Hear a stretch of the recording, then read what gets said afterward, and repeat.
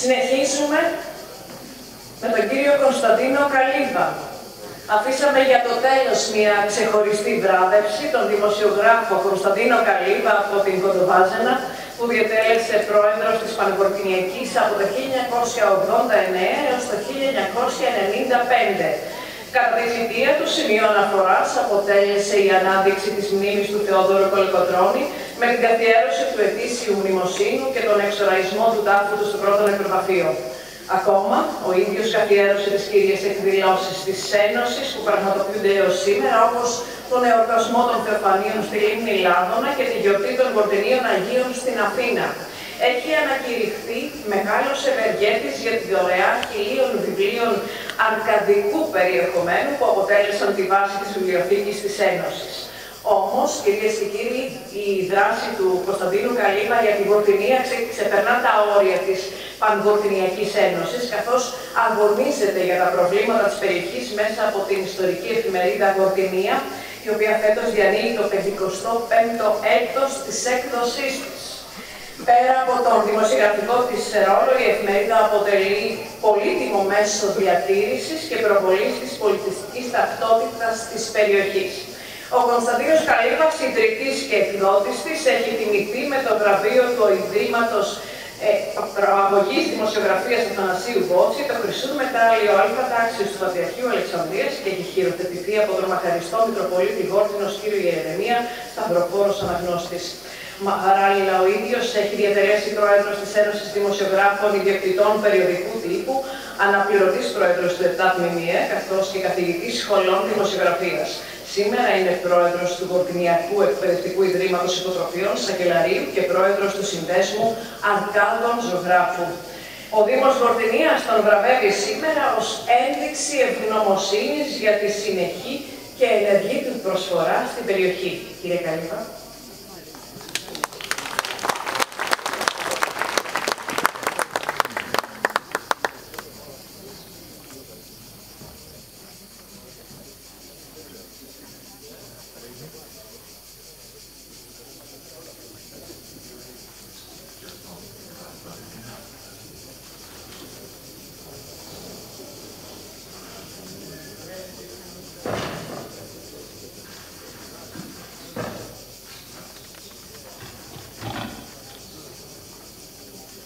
Ειλικρινά νιώθω βαθιά συγκίνηση για τη σημερινή τελετή.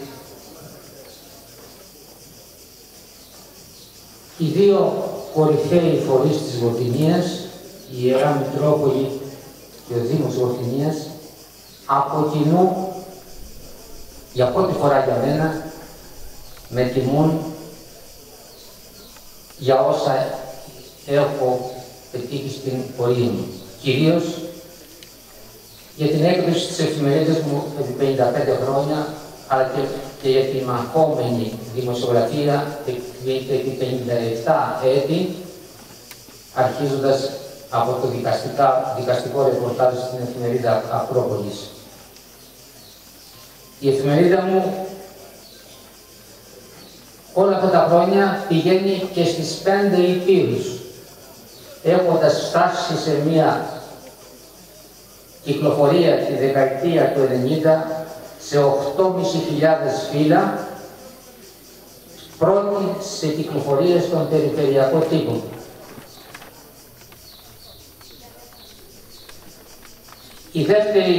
Υπό την δεύτερη ιδιότητά μου είμαι στην Παγκοσμιακή Ένωση.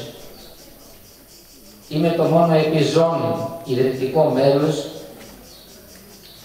σε ηλικία τότε 25 ετών και μαζί με τον συναδελφό μου Γιώργο Καΐνη, τον Γιώργο Μαλούχο, είμαστε οι πρωτοπόροι στην ίδρυση της Ένωσης. Στη διάρκεια της θητείας μου ως πρόεδρος επί εξαετία, έχοντας στενή συνεργάτηγά μου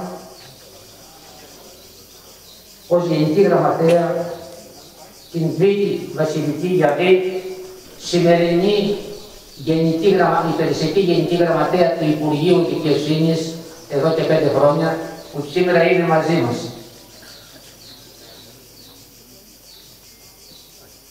Προσφέραμε ό,τι μπορούσαμε.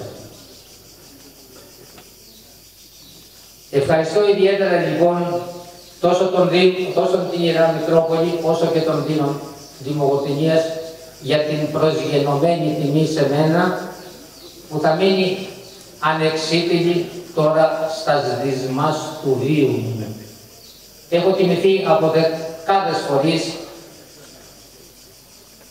το Ίδρυμα Μπότσι, την Ακαδημία Αθηνών, τις Πανελλαδικές Ομοσπονδίες Ελλάδος, Αμερικής και Αυστραλίας και δεκάδες συλλόγους, ακόμη και μέχρι προχτές το Σαββάτο από τον Πολιτιστικό και Αθλητικό Σύλλογο Γοτυνίας ΑΕΤ. Ευχαριστώ όλους. Εύχομαι στον πολυσέβαστο ιεράρχη μας, κύριο Νικηφόρο, και τον ρέκτη δήμαρχο Στάθη Κούλη να συνεχίσουν την προσπάθειά τους, την κοινή προσπάθειά τους για να κρατηθεί στη ζωή η Γοτυνία που δυστυχώς συρρυκνώνεται συνεχώς και δεν βλέπω προοπτικές περαιτέρω ανάπτυξης. Εύχομαι ότι το καλύτερο για τον τόπο μας.